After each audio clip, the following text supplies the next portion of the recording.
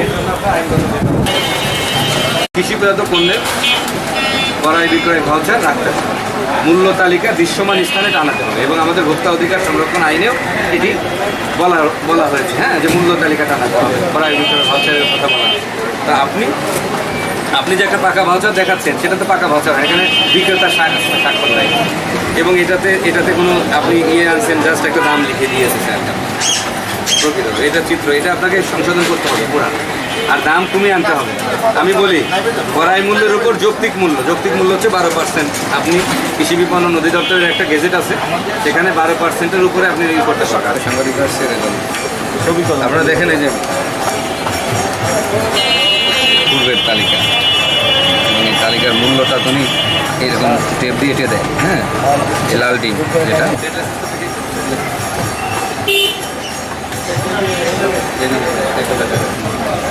না থাকলে এই নামটা এই নামটা আপনি নির্ধারণ করতে পারবেন।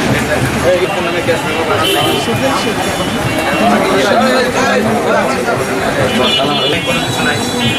এখানে ওনার স্বাক্ষর না, ওনাকে আপনি হাজির হতে পারেন, আসতে বলেন, ওনাকে কী বলবো, ওনাকে আসতে বলেন।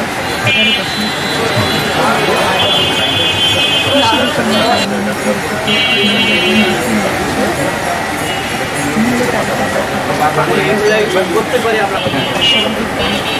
আপনি হচ্ছে একতা ট্রেডার্সের মালিক জাহির আছেন না, আপনার সেটারও একটা মেমো নাই আপনার।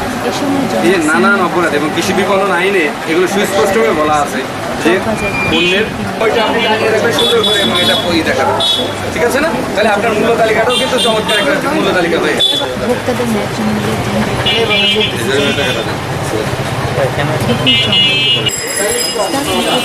অন্ধকার আছে, পরিষ্কার পরিচ্ছন্ন করতে হবে, এখানে মোবাইল নাম্বার তাদের, হ্যাঁ। তা আপনার কিনা কত আপনার ডিম? 11 টাকার উপরে। আপনার না না এটা নিয়ে যাবেন, আপনাকে তো এর আগে বলেছি যে পাকা ভাউচার থাকতে হবে, আপনার নাম ঠিকানা থাকতে হবে। আসছে এর আগে আসে নাই, কালকে আসছে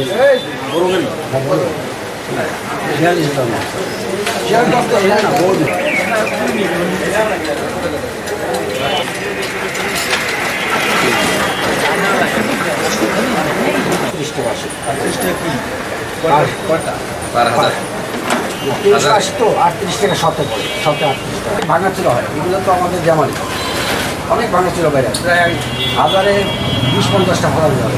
আপনার এখানে একটু দাম কম আছে, কিন্তু অন্যরা থেকে 12 টাকা করে বিক্রি, তাহলে কীভাবে আপনি পাইকারি বিক্রি? তারপরে ভাউচারও আছে অনেক অনেক দামা চলে, যার কারণে আমি ছাড় দিয়ে দিচ্ছি। সার দিয়েছেন কতটুকু সার দিয়েছেন? লাভ একেবারে খুচরা আর কি, পাইকারি কবে করলো এটা? আজকে রেট দিয়েছে টাকা থেকে। আচ্ছা আমার নাম্বার আছে, আচ্ছা 10 টাকা 90 পয়সা, আজকে আরো 10 টাকা পরিমাণ কত? 1000 10 টাকা 50 পয়সা। 1000 গেল, তারপর বলেন যোগ।